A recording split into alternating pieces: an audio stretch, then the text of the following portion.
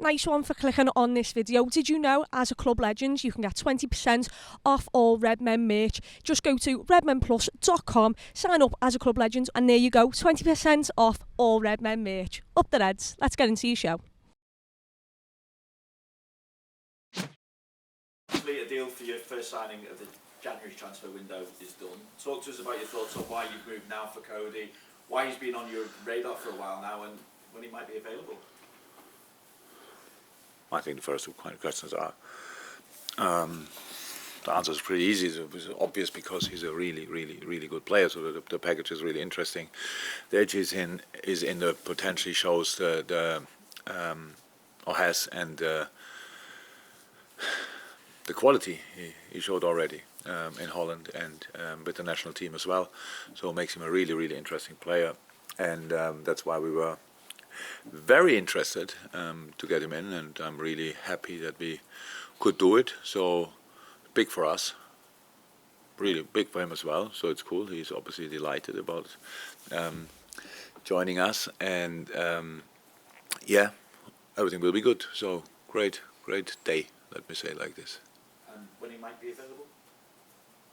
What I heard now, so we are obviously very early, which is good. There might be a chance for Brentford, but I think not really, to be honest, because obviously 1st of January is a bank holiday, and then all the papers which we don't have to sign, but some other people would have to be signed on the 2nd until 12th, so lunchtime. I'm not too positive that will happen. So, but we will not rush it anyway. So probably Wolves. Did you have Virgil having a word with him as well, by the way? Sorry? Did you have Virgil having a word with Cody before he signed? Before he technically signed, yes, but not. Virgil was involved from a specific moment on, but we didn't tell him, talk to him, because there was no reason for it. When I was allowed to speak to him, I spoke to him, and that, yeah. Some of these nice moments when you are the manager of Liverpool FC, and you realize, you think you have to convince somebody, and then you realize during the talk, oh, the door is wide open. So this is more or less a home run, and it was cool then. So we didn't need Virgil to convince him, but after that, obviously Virgil is anyway likes to be involved in these kind of things, and from a specific moment on, he had his say as well. But all good. Obviously, I have to ask you, what scope is there for further signings in this window? In particular, maybe reinforcements in midfield. We've obviously spoken to you a bit about Jude Bellingham. Yeah. So I like the, and Tony reminded me now, I like very much what Pep Linders said. We discuss these things in the boardroom and not in the press room. So, and on top of that, what was to bring in Cody in the way we brought him in, for example, is again a really good sign, and especially the job Jules did was exceptional, and well, quite a few people were involved and knew about it, and anyway, nothing came out, which is very helpful in all departments, and I think that worked out for us quite frequently, and that's why you will not really expect me to answer your question. I will ask you then, finally from me, about football. Obviously, Leicester That's next. A surprise. Sorry, yeah. Leicester next on the back of 3 straight Premier League wins, and the league position already looks healthier as well. You've got a game in hand on all but 2 of the teams ahead of you in the table at the moment as well. Is the mindset at the minute chasing? How do you keep the mindset to be more enjoying the challenge of closing in on those above you, rather than thinking we must not slip up in this position? Or we can't afford to slip up, I should say. I cannot remember a situation when we could afford to slip up, actually, to be honest. No, we are in a chasing mode. Definitely, we have to be very uncomfortable for everybody who faces us. That's how it is, and I liked a lot the start. I know the game at Aston Villa was a super intense game, but I loved the start. Our start into the game, you could see it was really different to a lot of games we played this season. Very important, so that's what we need again. High energetic start, and then we have to keep going through the game. Obviously, Leicester had now their first game as well, and they didn't have a good start into the game. I think the intensity Newcastle put in was quite exceptional, and for that day, Leicester couldn't cope with it. But yeah, Brent is an outstanding manager. Leicester has a lot of great players, so they will. They will try to do it completely differently and against us, and that's where we have to be really aware of what we have to be really aware of. And yeah, it's I'm really the good thing now is so you never know exactly how it feels and stuff like this, but with the break we had and everything is like it feels really fresh again. To be honest, we are really excited. We are really full of desire to go again and go again and go again, and that's what we have to show now on the pitch, obviously. And the next opportunity for us is the Leicester game. Shortly after that, then the Brentford game, but that's how it is for pretty much all of us. And no, it's all good for the moment. No new injury problems after the game. Not that a lot would come back for the game, apart from Ibu, who is now in training with us. He will be available now as well. No, so positive for this moment, but we know it will be a tough game. Jurgen, over the last couple of seasons, games against Leicester have been competitive and entertaining. What do you expect from them this time around, given the slow start they made, but they picked up form just for the World Cup? Yeah, you know, you can. So you are not that bad. Our start was not brilliant, so I didn't have a breather look on or a more detailed look on the Leicester start. But I realized they didn't collect a lot of points, but found a way into the league as well. And yeah, great results before the break, obviously. So now, for whatever reason, I don't know exactly. We watched that game now. Obviously, I saw it, but I cannot 100% cannot know or explain. Why things happened. Of course, Madison is a big miss, that's clear. But apart from that, they've had a really strong side. But Newcastle is just a really good team, so that's obvious. That's obvious as well. Yeah, I expect a tough game, and I expect a reaction, and I expect all these kind of things. What you would expect, they change the system during the game. That makes it now a little bit tricky to prepare for a specific system, but. They played with 5 in the back. They played 4-2-3-1. They played in this game now changed to a diamond, which looked, I think, more stable in that moment. Will Brandon decide to do that again? I don't know. So that's all information you have. At one point, you have to make yourself independent of all these informations because we have to push through what we want to see and what we want to do on the pitch. And it's a while ago that we had a home game. Was it Southampton, and I was in the stands, right? Yeah, great experience. And so I'm pretty sure our people are pretty happy to see us again, and I hope we can transform that in a sensational atmosphere. It's a night game, obviously, and so floodlights on, Anfield rocking. That's actually what I wish for. That we can really make a special game for us of that. Opportunity, but it's not given yet. We have to work extremely hard, and but I don't see any reason why we shouldn't do that. And just going back to Gakpo, he's clearly shown talents playing a variety of positions. At this moment in time, do you have something in mind where you think he's best utilised? No, the position he played most often is obviously the left wing. That's clear, but he can play different positions, and. He played for Holland different positions. He played for Eindhoven different positions. So that's all fine. He can play all 4 positions up front. Whatever you play, if you play a 4-2-3-1, if you play we can play all 4 positions. If you play 4-3-3, he can play the wing. And 4-4-2, he can play the wing and a striker position. So there's so many things he can play. But he's still very young. But he has was in a really good run of form. Not only league, but at the World Cup as well. And obviously Holland had not a striker-friendly approach at the World Cup, let me say it like this. So it was very well organized, difficult to play against, but not creating like 50 chances a game. Was not about that. And yeah, that's why he did there in a different role, where he had to defend a lot and all this kind of things. He did really well. So, but the position he probably would say himself, which he prefers to play, is the left wing in a 4-3-3, and yeah, but that doesn't mean that he will. That for us, it's clear he can play the other positions, and we know that, and that's why he was so interesting for us. Thank you. Juliette? Jurgen, I was just wondering, with Cody's arrival, whether that impacts on Bobby's future, No. for example, because obviously No. he's out of contract. Not from me, absolutely not. You mean we are in talks with Bobby, and I can say from my point of view, I want him definitely to stay. So that's no impact. If you mean with an impact that Bobby might. Yeah, move on. I don't. We have to ask Bobby about that. But from my point of view, no. Thank you. Jurgen, Darwin Nunez, his contribution in the last few games against City and at Villa, all action, quick, contributes an awful lot, but it is just lacking a little bit in front of goal. Have you been working with him specifically on trying to find a bit of composure in front of goal? Because his pace gets him in so many times, inside left, inside right, but he's just not finishing at the moment.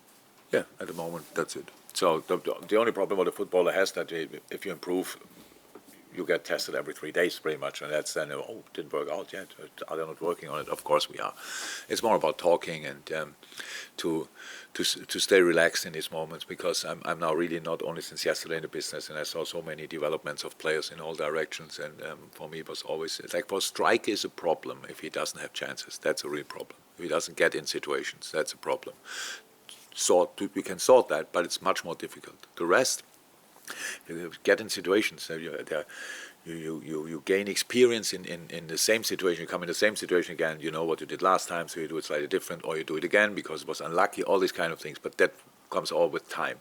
So on a top level football competition like the Premier League, with a limited amount of sessions you have, it's not that we go outside and tell him after playing 90 minutes in the last 2 games, tell him, okay, come on, today we do finishing. It's just not possible. So it's more about talking about it. And we are in constant conversation about this, but in the right manner, not pointing the finger and saying, here you have to finish. He is an exceptional talent, really exceptional. And yes, that he comes in these situations, that's what I meant after the game. He was not to defend in these moments. So he missed a goal, yes, but he was not to defend, because there's nothing what he can do against this power when he can generate that. And the rest will come. That's how it is. The only problem is we talk every day pretty much about it, or you get judged every day, and sometimes things need a little bit of time. But it can go like this in football. You hit a incredible goal and stuff like this, and all of a sudden you calm down. I saw so many top-class strikers in moments where the world was judging them and thought, not sure that will happen again. But if you have quality and the right attitude, everything will be fine, and that's the case with him. When we spoke to Pep Linders prior to the City game, It's a joy, eh?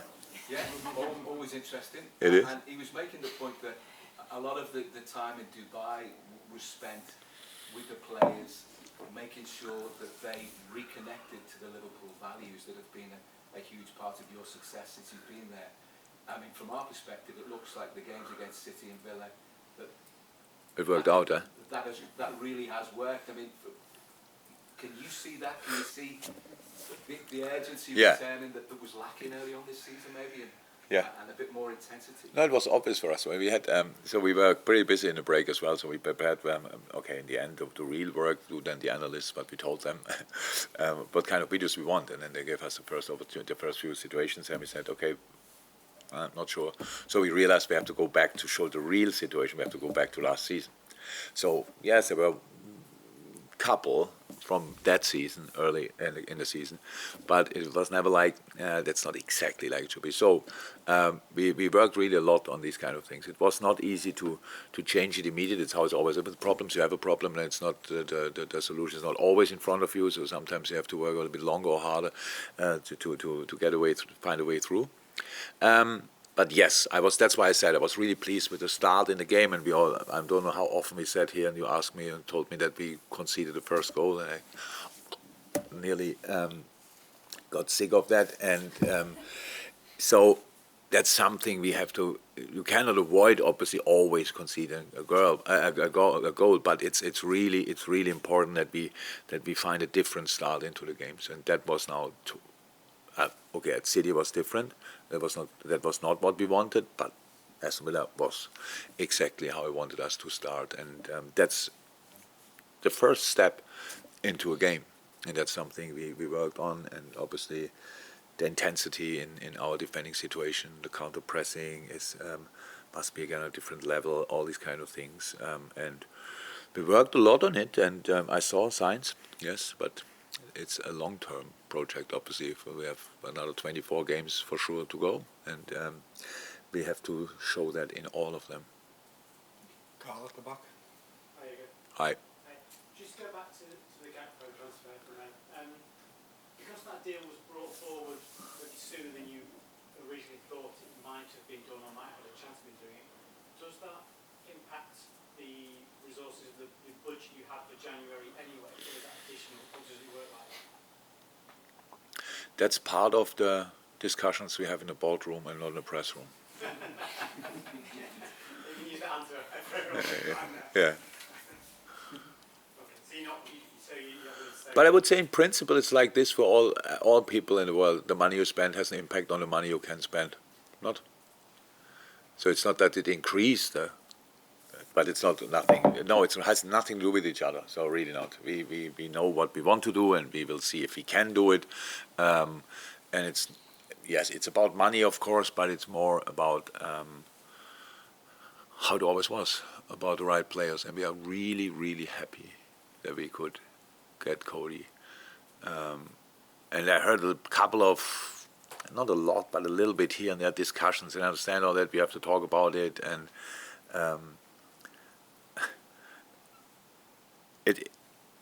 he's a young player with a lot of potential. If he would have been already in a different position, so like scoring 40 goals and not in Holland but in Spain or whatever, unaffordable. So in these kind of things, it's all about timing, getting these boys in the right moment, that they didn't already score 55 goals per season, stuff like this. So it's really, and that's why we were really convinced we could follow it. So he always made a step. He always made the next step, and that makes it so interesting. And we believe in our process, obviously, when players here come here, or especially offensive players, they actually all made a step forward, and because the way we work and the way we can help them, and that makes it massively interesting. Last one for this section, James Pearce, and then we move on to the embargo. Jurgen, just to what extent was this deal influenced by the injuries to Jota and Diaz? Was that a big part of it? No, not at all. But I would say we were interested. We decided to do something from a sports point of view without having the green light from the financial side already months ago, if you want. So 2-3 months ago. So that's why it has nothing to do with it. But in the end, that we could do it early might have been influenced. But yeah, we worked on it, and you have never a guarantee when you find an agreement or whatever, these kind of things, and that's why that's how I said now that we talk about that there might be a chance on the second is pretty special, because actually the business only starts on the first, and so the 7th is for me the first real possible date, and where we can. He had an intense World Cup, had 2.5 weeks off, which means like 3-4 sessions he had in that time, which makes absolute sense that he didn't have more. So it makes sense that he has now a few sessions, not only for a football reason, like how to fit in, but as well from a physical point of view. So he is well rested, I would say, and now we can start working with him, and then he should be fine for the 7th. Move on to embargo section. Get closer to Liverpool Football Club and the amazing city of Liverpool with Red Men Plus. More content for your eyes and ears, documentaries, extra bonus Red Men shows, podcast features, interviews. Get close to the culture of Liverpool Football Club on Red Men Plus.